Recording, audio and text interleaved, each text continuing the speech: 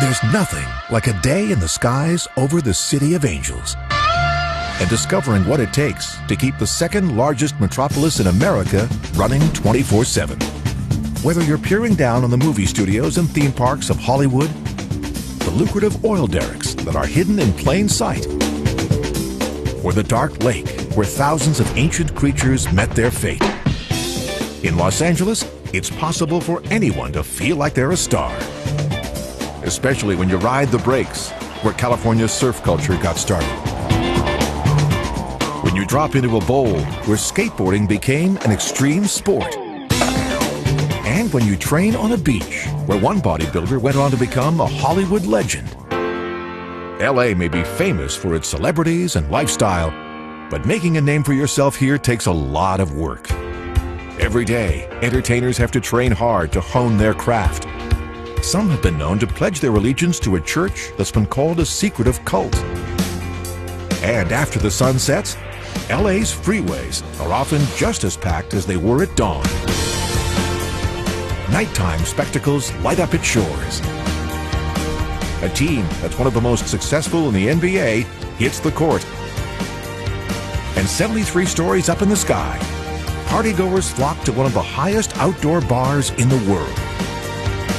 All this in just one day in the sprawling modern metropolis of Los Angeles.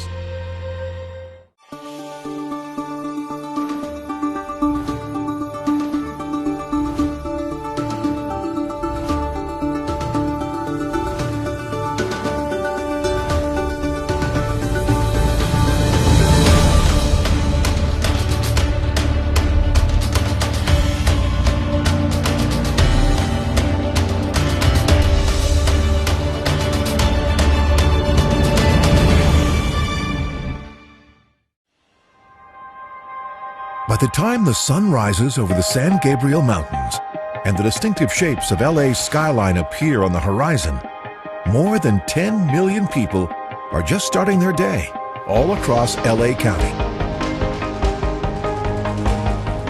There are more people in this one county than in 43 of the 50 U.S. states. And if there's anything that says morning in Los Angeles to those who live here, it's this. The daily ritual of trying to survive LA's crowded freeways during rush hour. Los Angeles has more than 1,100 miles of freeways and highways, but it's still been ranked as having the worst traffic congestion in the world. When you peer down on LA County from above, it looks like it's covered with a web of overlapping veins. Most of these major freeways lead to the heart of the city of Los Angeles. The rest connect the 87 other cities in this vast California county, which stretches from the Pacific Ocean in the south to the Mojave Desert in the north and east. A big part of what makes LA's morning commute impressive from the air are the loops and ramps of its enormous interchanges. In fact, it was here in Los Angeles where engineers built the first interchange in the world with 4 levels of overlapping roadways.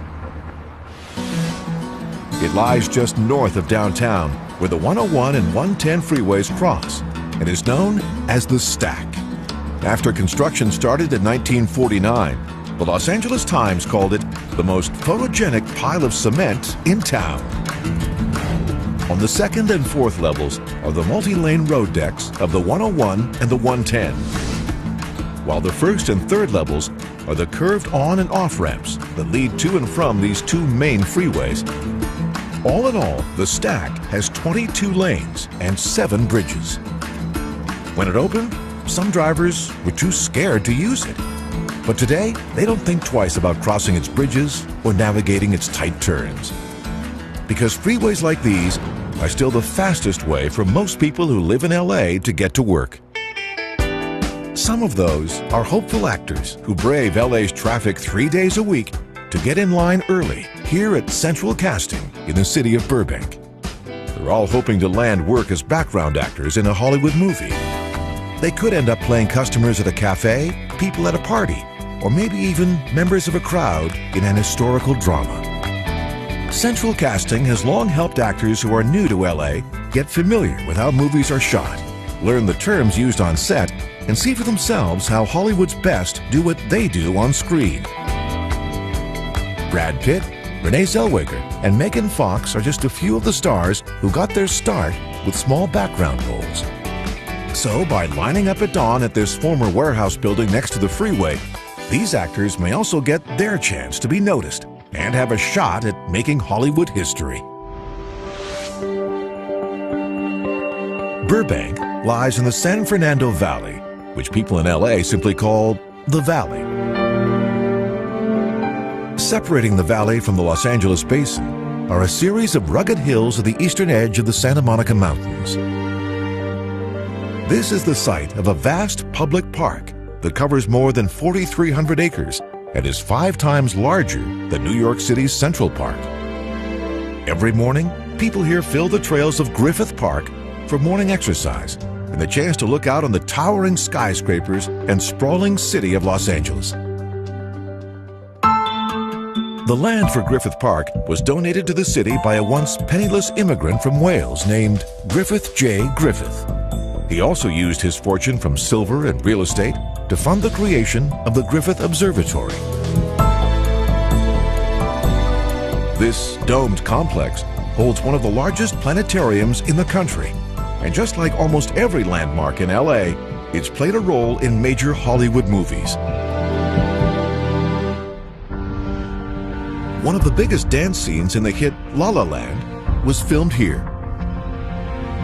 And fans of Arnold Schwarzenegger will never forget the scene in the first Terminator movie when he appears out of the darkness, naked, walks past this obelisk, and demands that 3 punks give him their clothes.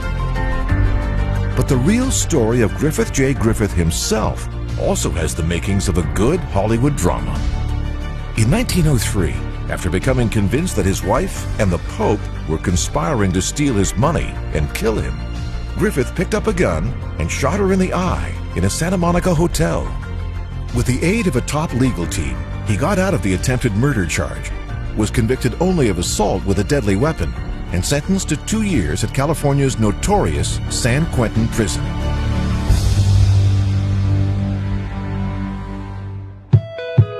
It's 9:36 a.m., and over at one of LA County's smallest and most legendary neighborhoods called Venice, bodybuilders are already pumping iron in full public view. This is Muscle Beach. Before Arnold Schwarzenegger achieved Hollywood fame, this is where he got his start in LA as a bodybuilder. Muscle Beach was originally created just up the coast in Santa Monica in the 1930s, not far from the city's famous pier. At the time, weightlifting was a new fitness craze, and the beach started drawing huge crowds who came to watch the bodybuilders and daring acrobats who performed on the sand. But the city of Santa Monica suddenly shut down Muscle Beach without warning in 1959. So, the bodybuilders moved down the beach to Venice. Schwarzenegger arrived in 1968 at the age of 21. He was convinced that bodybuilding would be his ticket to fame and fortune in America. And he was right. He trained here before winning the title of Mr. Olympia just 2 years later. A mural of the actor and former California governor by artist Jonas Never now honors this Muscle Beach legend.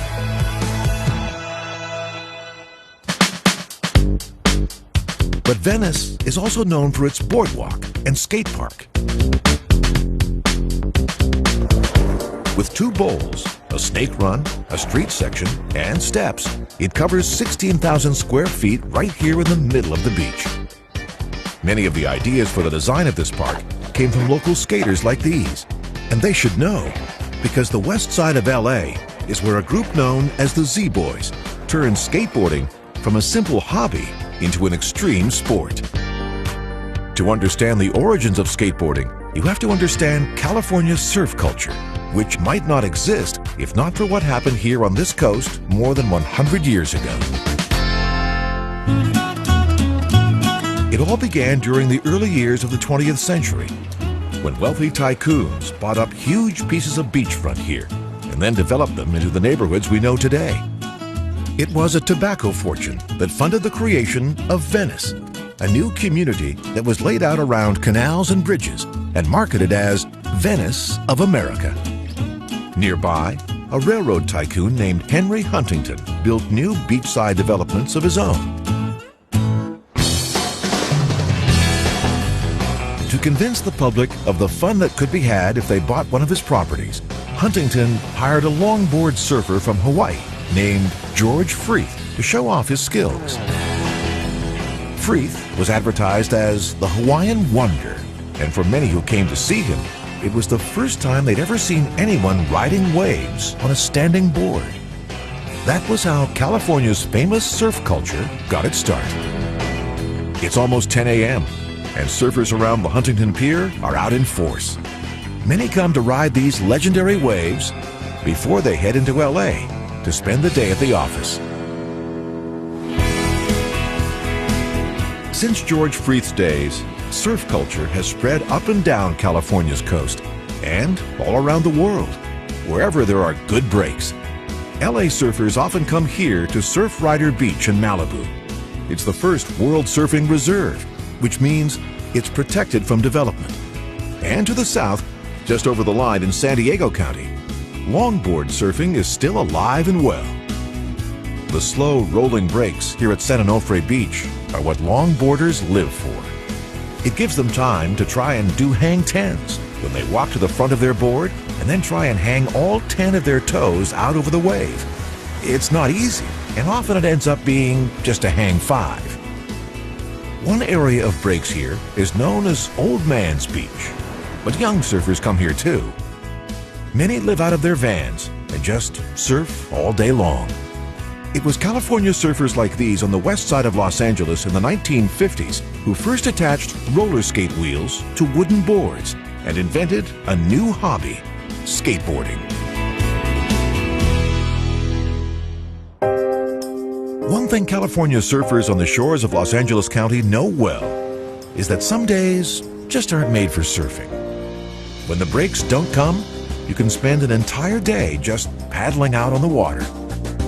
But in the 1950s, bad surfing days helped spur a new invention: skateboards. They were still surf-like boards, but could be ridden on streets, no matter what the weather. In 1962, the world's first skateboarding shop, Val Surf, opened here in the Valley. It's still in business more than half a century later. But it wasn't until the 1970s that skateboarding really took off. At the time, there was a drought in LA, and pools like this one in the Santa Monica Hills were empty. And so, swimming pools became the first skate parks. A group of surfers and skaters who called themselves the Zephyr Competition Team sought out these empty swimming pools to practice in. And soon, they were impressing the world with their aerial tricks and new low and smooth skateboarding style. Called the Z-Boys, they hung out in a surf shop in this one-story building in the west side neighborhood of Dogtown. That surf shop is no longer here, but thanks to the Z-Boys' fame, the city of Santa Monica refused a developer's request to rip the building down. And now, it's here to stay.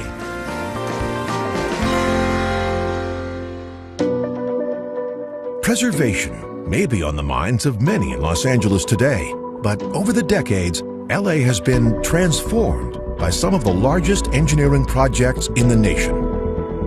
Dodger Stadium is one of them. This area used to be a mountain and the home of one of LA's oldest Mexican-American communities, known as Chavez Ravine, which had roots here dating back to the 1840s. But that community was evicted in the 1950s. And when Dodger Stadium was built starting in 1959, engineers shaved off the top of the mountain and excavated 8 million cubic yards of earth to sculpt the stadium's amphitheater. Just building the grandstand took 13 million pounds of steel and the largest crane in America. But there are also massive engineering projects that have been built to protect Angelenos. One snakes across the floor of the LA basin. Originally, this was the Los Angeles River, but in the 1930s, it was turned into a massive concrete channel to control the frequent floods that devastated homes and businesses here. Today, there's just a trickle of water in the LA River. But when you fly over some neighborhoods in LA County, like this one called Bel Air, it's clear that there's a huge source of water somewhere in LA. All around these multi-million-dollar homes are elaborate plantings, swimming pools, and water features.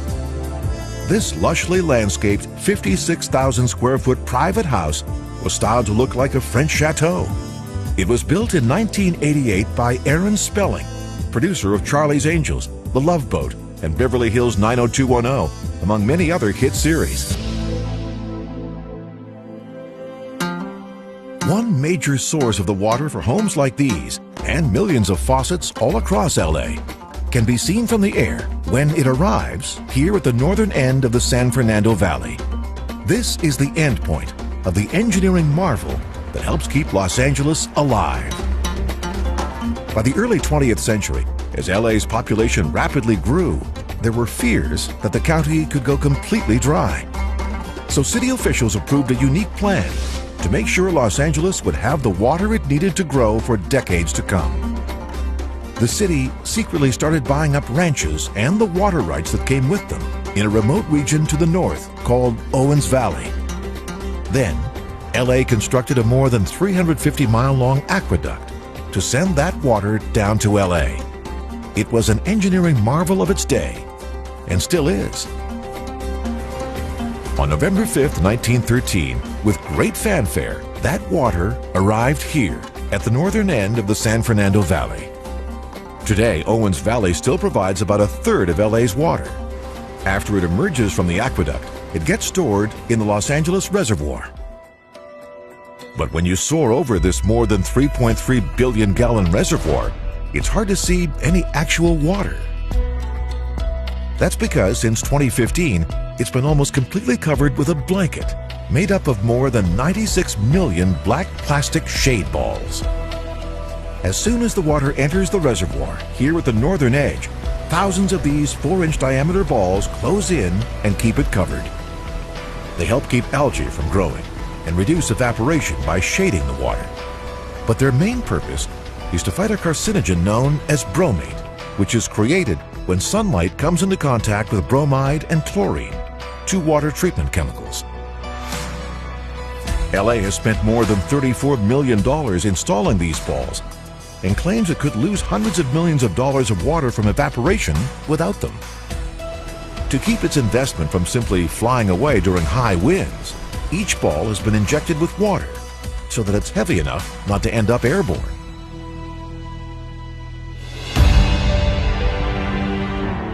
Water from the Los Angeles Aqueduct flows to neighborhoods across LA. It also ends up here on the south side of the San Fernando Valley, not far from Burbank, and one of the most unique places in the county. It's a tiny unincorporated area called Universal City. It has its own zip code, streets, and buildings, but no one actually lives here, except for the wizards inside the towers of Hogwarts Castle. This tiny city is the home of Universal Studios, a studio and theme park. It was founded in the early 1900s on ranch land, which was so far away from downtown LA at the time that many thought placing a film studio here was a terrible investment. But today, this theme park is one of LA's biggest tourist attractions. Jobs at Universal Studios are highly sought after by aspiring actors. Tour guides and entertainers here often get free acting classes and the chance to meet top Hollywood casting directors. It's also where some actors hone their craft, here on the set of Waterworld, an action-packed show based on the 1995 science fiction thriller starring Kevin Costner. And nearby, at Universal Studios backlots, film crews and catering trucks are packed into a set called Colonial Street. It's been built to look like it could be anywhere in small-town America. Fans of Desperate Housewives might recognize this street as Wisteria Lane.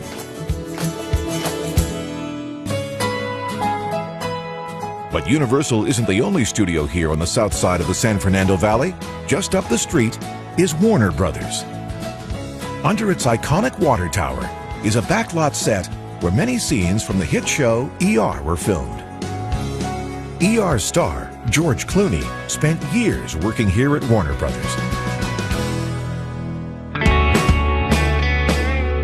And when it came time for his lunch breaks, he often headed out through the studio's gates and across the street to the Smokehouse restaurant.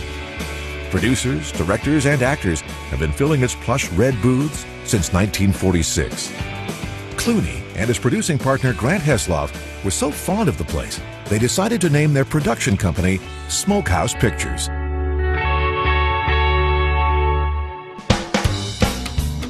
But for many Angelenos who head out for lunch, there's only one place to go: In-N-Out Burger, which got its start right here in LA County. In 1948, a young couple named Harry and Esther Snyder opened a tiny roadside burger joint here in the LA suburb of Baldwin Park. To stand apart, they used only fresh ingredients and offered fast drive-through service, which is why In-N-Out is considered the first drive-through restaurant in California. This replica now stands close to the site of their original burger shack. In his spare time, Harry Snyder also created a standing box with a microphone and speaker, so drivers could order before they pulled up at the window to save time. That system would soon be used at just about every drive-thru in the world. 7 decades later, the menu at In-N-Out Burger is pretty much the same, and there are now more than 300 locations throughout California and a few other states. The company's CEO, who is the granddaughter of the chain's founders, has been called America's youngest female billionaire. But when it comes time for many Hollywood actors, agents, and dealmakers to have their lunches, they often head to much more glamorous spots, including the Polo Lounge inside the Beverly Hills Hotel. This hotel has played such a leading role in the daily life of Hollywood that writer and actor Fran Lebowitz once said that Los Angeles is really just a large city-like area surrounding the Beverly Hills Hotel. Often at midday, those who turn into the long driveway that leads to the valeted entrance are a who's who in Hollywood. And it's been that way since 1912, when the hotel opened for business. Marilyn Monroe stayed in one of the bungalows out back while filming Some Like It Hot. And Elizabeth Taylor is said to have spent 6 of her 8 honeymoons here. Over the years, just about everyone, from Orson Welles to Warren Beatty, Jay-Z, and Beyoncé, have either stayed here, swam in its pool, or hung out at its legendary bar.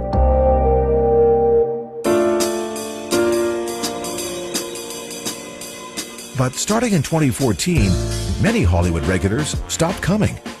They did it as a boycott against the hotel's owner, the billionaire Sultan of Brunei, after he imposed harsh new laws in his tiny Southeast Asian country. One law called for adulterers and homosexuals there to be stoned to death.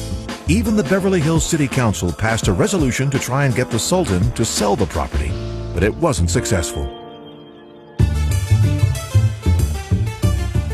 Part of the charm of the Beverly Hills Hotel has long been the palm trees that surround it. It would be hard to imagine Los Angeles without these trees that line many of its streets. But this type of palm was imported to LA and planted for visual effect. It's not a native LA plant. The first known row of palm trees in Los Angeles was created by a man named Charles A. Longstreet sometime around 1869. After lining his new driveway with rows of the trees, it appeared on maps as Palm Drive. Today, amazingly, Longstreet's original palms are still standing after more than a century, right here next to the 110 freeway. Parts of Los Angeles may look like they could be in the tropics, but LA is classified as having a Mediterranean-style climate. Because of its annual rainfall levels, it's not actually a desert. But there are many different microclimates in LA County, and that's helped create a wide range of possibilities for LA location scouts and directors on the search for filming locations close to home. Not far from the valley is the Valuze Movie Ranch, which has served as a dusty western backdrop in hundreds of movies and television shows.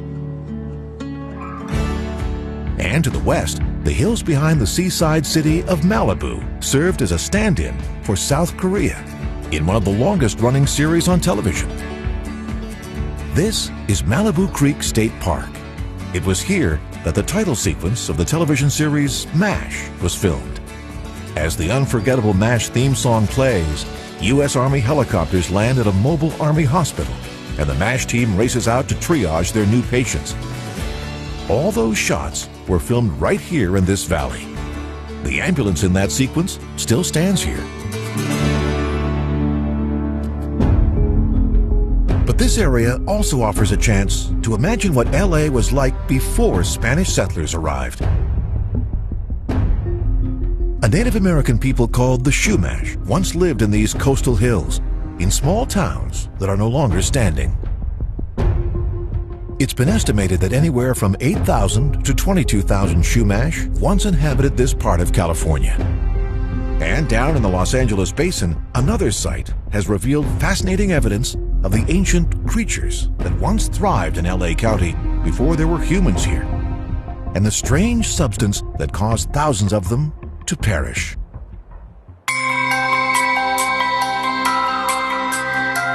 It's almost noon, and a giant boulder outside the Los Angeles County Museum of Art, or LACMA, is bathed with midday sun.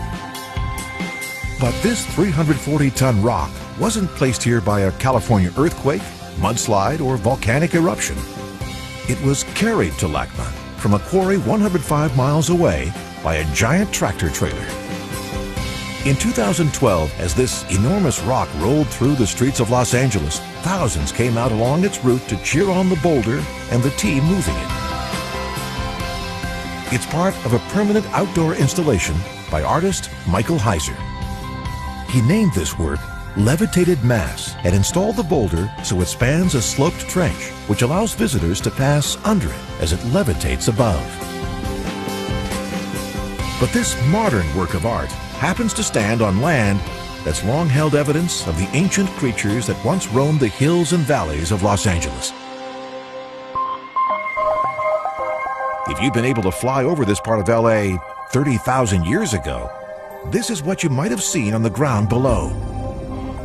A family of American mastodons gathered around the bank of a very dark lake.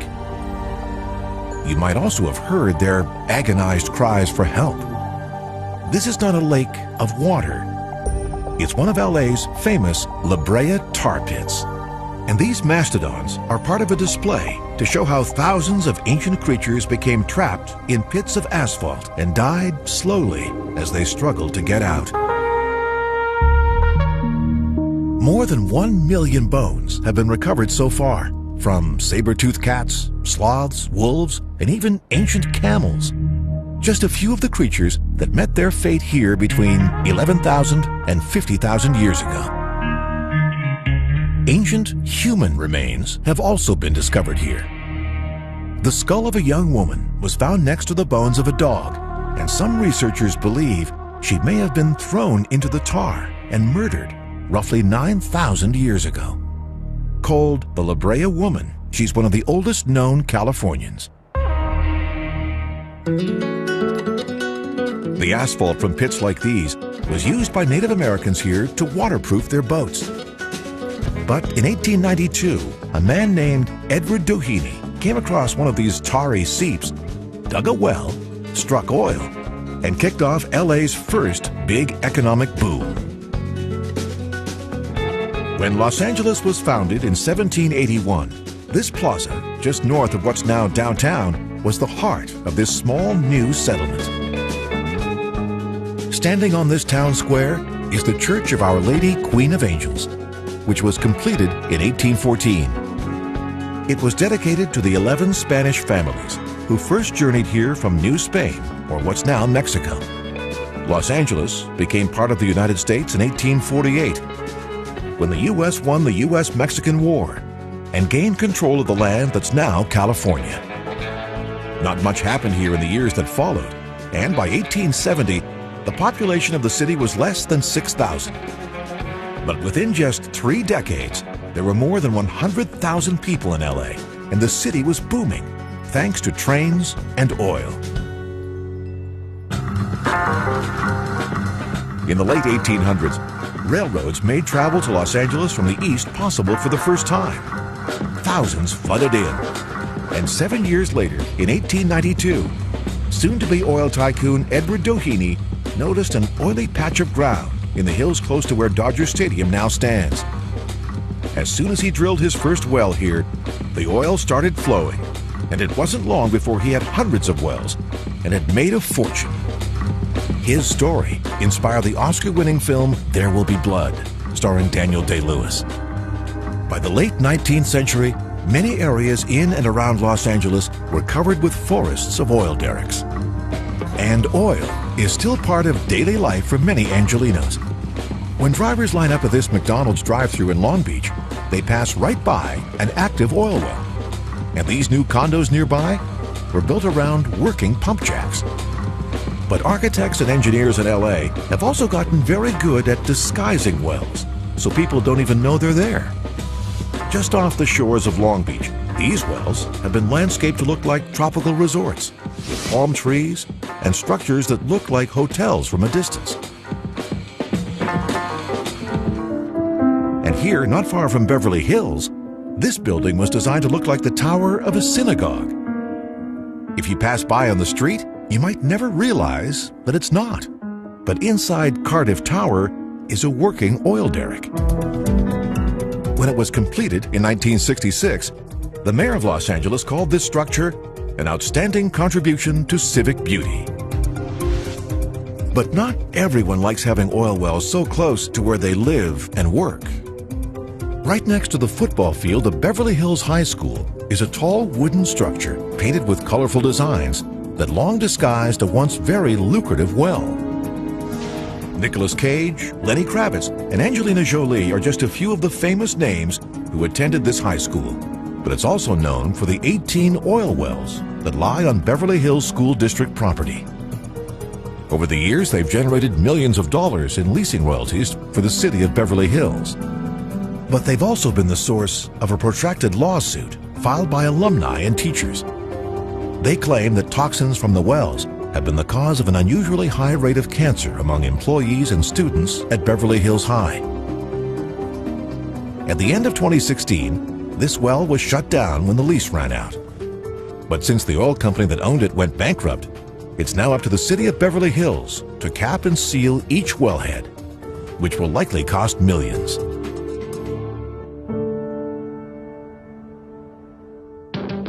Most of the dozens of individual oil wells that were drilled across Beverly Hills have now been closed and capped.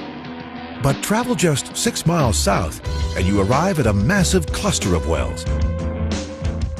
This is the Inglewood oil field. It's the largest urban oil field in the nation. Inglewood was developed in 1924, and wells here have produced 400 million barrels of oil since. There's still a lot of oil under Inglewood, at least 30 million barrels worth, so these neighbors close to the wells will likely be living next to a massive oil field for years to come.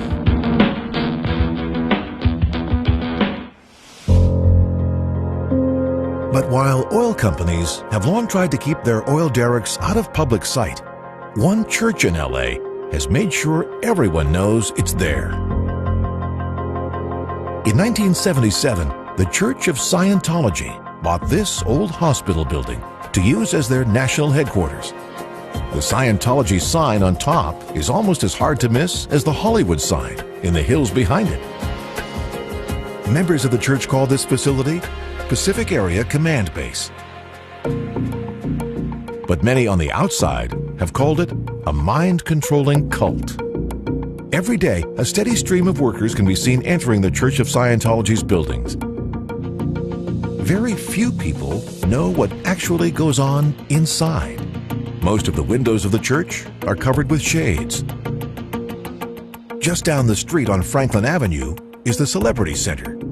It's here where the church runs special sessions for actors, musicians, and other big LA names. Tom Cruise and John Travolta may be the most famous Scientologists, but over the years, other actors and musicians have identified themselves as members too. Some former members have described abusive behavior behind its walls. One of those is actor Leah Remini, star of the sitcom King of Queens. Remini even went on to create a television series that explores the claims and experiences of ex-Scientologists.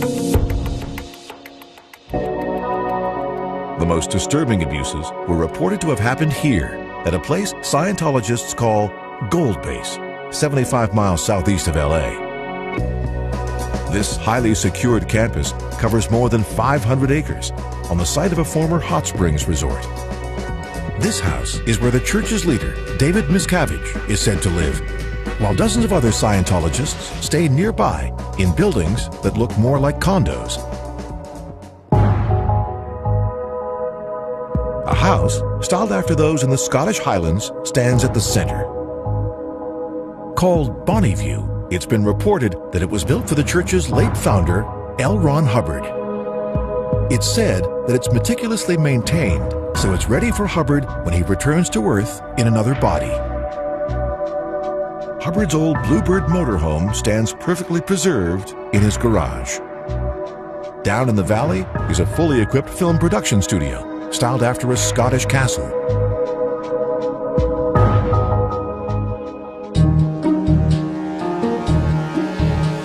Former church members have made disturbing claims about what they've witnessed here, including members being imprisoned for bad behavior in a building known as The Hole, forced to do unpaid labor, and threatened with physical abuse, all of which the church strongly denies. But what is clear is that security personnel here keep a careful eye on who comes and who leaves. On the hillside just above the tall chain-link fence that surrounds Gold Base is a well-hidden bunker. It's covered with military-style camo netting to make it blend in with these arid hills. And right in front of the bunker are disguised security cameras. One swivels and can be used by the security team to keep their eyes on church members and potential intruders, on the ground, and even in the skies. And when they lose sight of what they're following, they quickly search to try and find their target again.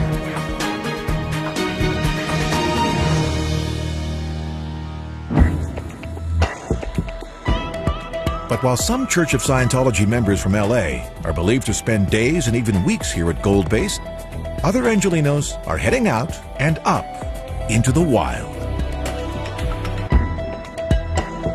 LA may be known for its relatively flat basin, but to the north are impressive California peaks known as the San Gabriel Mountains. They lie inside a giant swath of protected land in the center of LA County called the Angeles National Forest. And no peak in the San Gabriels lures more people from LA than the 10,064-foot high Mount San Antonio, which lies right on the eastern border of the county, just north of the tiny mountain village of Mount Baldy. Getting to the top takes a 10-mile hike. An early California rancher named this peak after a Portuguese saint named San Antonio, and that's still its official name. But most people in LA know it as Mount Baldy, the name inspired by the mountain's treeless western flanks.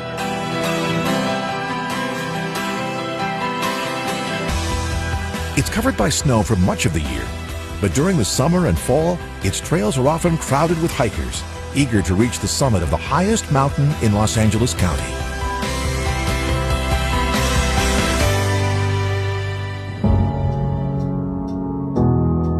But not everyone comes to the San Gabriel Mountains to hike. Some come to leap off the bridge to nowhere. This bridge was part of an attempt in the 1930s to build a new road from LA through the mountains. But floodwaters washed the road out, and this bridge has been a bridge to nowhere ever since. And that's what makes it a perfect spot for weekend thrill seekers like these.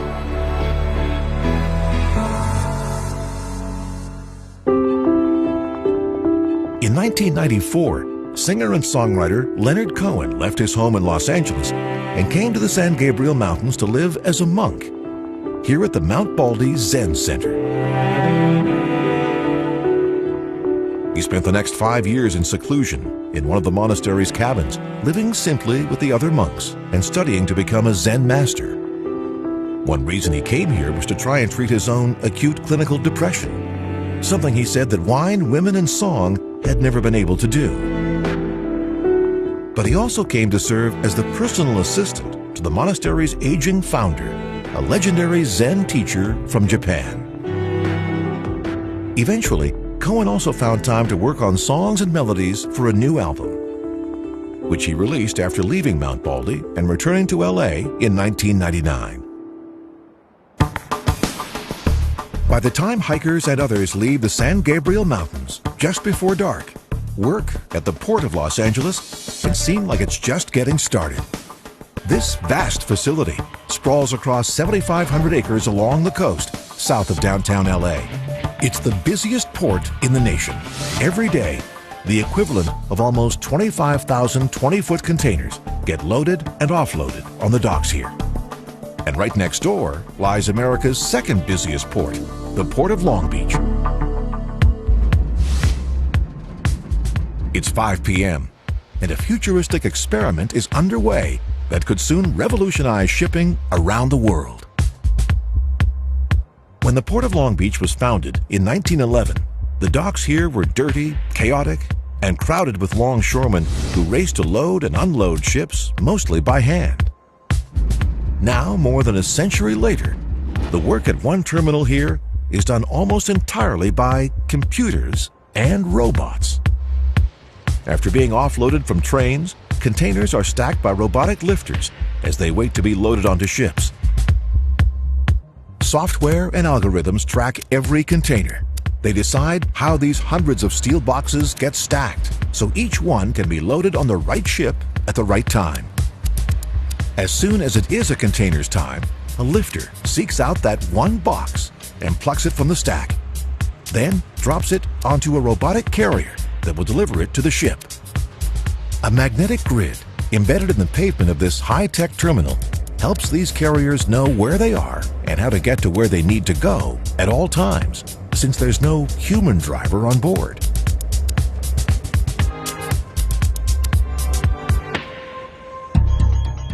Peer down on this terminal from above, and this could be the future of global cargo.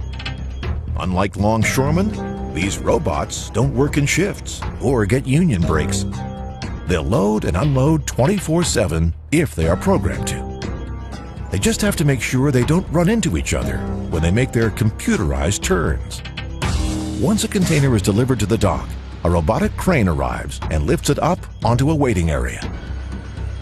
Until now, everything has been done by robot, but humans do the final and most delicate work, positioning each container correctly on the deck of the ship without hitting the others. This giant game of Tetris requires speed, experience, and precision that only humans can provide. At least for now. But one day soon, a robot might be doing this job too.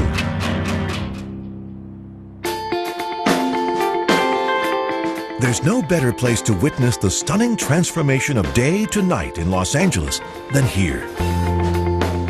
The tip of the Santa Monica Pier. On clear evenings like this one, hundreds come here for a chance to peer out, with almost nothing separating them from the setting sun but water and sky. Over the decades, a number of different piers of all sizes have stretched out from Santa Monica into the Pacific. They've contained ballrooms, skating rinks, and a wide range of other amusements. But changing times, fires, and weather took their toll. The pier that stands here today was heavily damaged in the 1980s by storms. A nonprofit eventually raised the money needed to rebuild it. Today, with its Ferris wheel and restaurants, it's the life of Santa Monica, day and night. After the sun finally fades to the west, human light shows become LA's main attraction. Since Los Angeles and New York are the two most populated cities in the U.S., they are often compared, and sometimes with surprising results. New York City's nickname may be the city that never sleeps. But studies have shown that people in New York get a few minutes more sleep on average every night than people in LA. That's easy to believe when you peer down on LA's freeways after dark and see what it takes just to get home. Writer Joan Didion once described the LA freeway experience like this. "Anyone can drive on the freeway," she wrote, "but actual participation requires total surrender, a concentration so intense as to seem a kind of narcosis, a rapture of the freeway. The mind goes clean. The rhythm takes over." Tonight, some drivers on the 110 aren't heading home. They're on their way to downtown LA. The Lakers are playing against the Houston Rockets here on their home court at the Staples Center. For close to 5 decades, starting in the early 1900s, the city of Los Angeles introduced strict height limitations on the buildings that could be built downtown. No structure taller than 150 feet was allowed.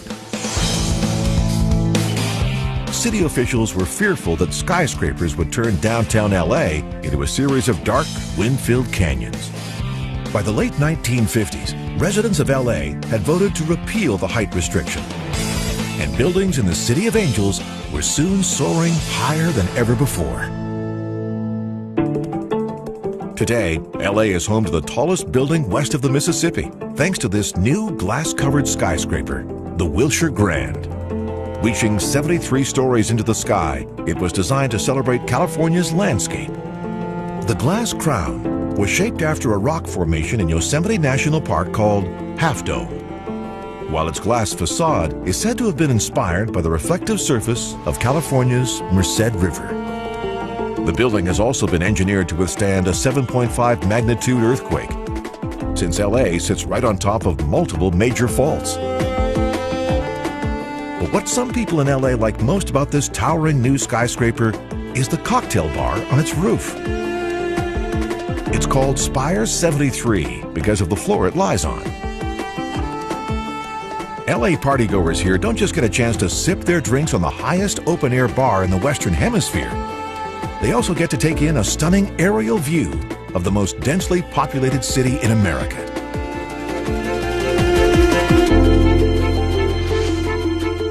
And if they peer down into LA's historic Pershing Square in the late fall, they might also catch sight of their fellow Angelinos ice skating, right in the middle of this famously hot and dry metropolis.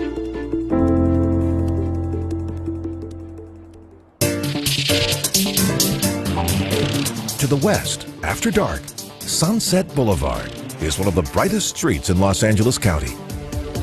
It's also one of the busiest, thanks to the many clubs and theaters that line a 1.5-mile section called the Sunset Strip here in West Hollywood.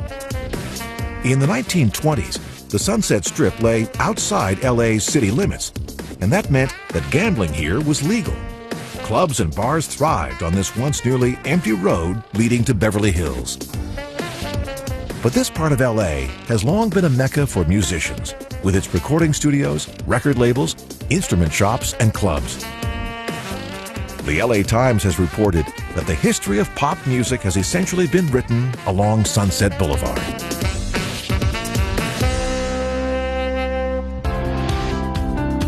Whiskey A Go-Go, which opened in 1964, is one of the Sunset Strip's most famous clubs. The Doors were once the house band here. Over the decades, Jefferson Airplane, Otis Redding, Parliament Funkadelic, and Soundgarden were just a few of the hundreds of famous names who passed through this corner club. A few years later, in 1973, record producer Lou Adler opened the now legendary Roxy nearby. Those who've taken the stage here include Neil Young, U2, Guns N' Roses, and the Ramones, who played their first ever California concert here at this club. There's still plenty of live music on the Sunset Strip every night. But today, many come here for comedy. Some of the biggest names in stand-up got their start here at the Comedy Store in West Hollywood.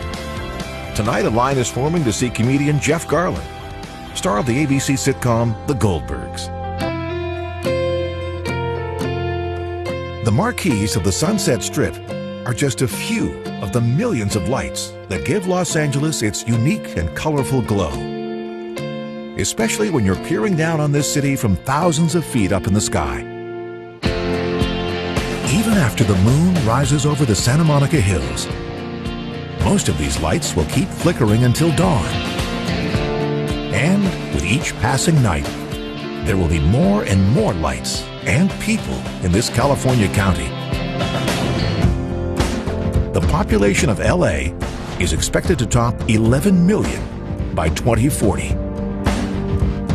One thing here will always remain the same: the morning sun making its dramatic entrance from behind the San Gabriel Mountains to the east, as it ushers in another day in the hills and valleys and all along the sunlit shores of Los Angeles.